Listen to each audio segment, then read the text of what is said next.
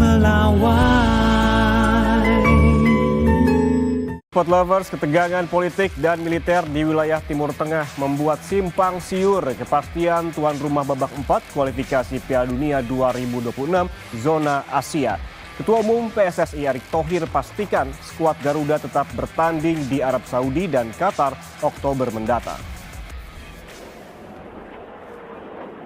Khawatiran perubahan venue hingga isu penundaan babak keempat kualifikasi Piala Dunia 2026 zona Asia mulai bermunculan. Seluruh pihak meminta Konfederasi Sepak Bola Asia atau AFC pertimbangkan dampak konflik geopolitik yang tengah melanda Timur Tengah untuk memindahkan venue pertandingan demi menjaga keselamatan para pemain. Namun Ketua Umum PSSI Erick Thohir bilang pertandingan babak keempat tetap akan berlangsung di Qatar dan Arab Saudi. Sepertinya putusan itu tidak tergantikan. Mereka sudah putuskan di Saudi dan tentu di Qatar.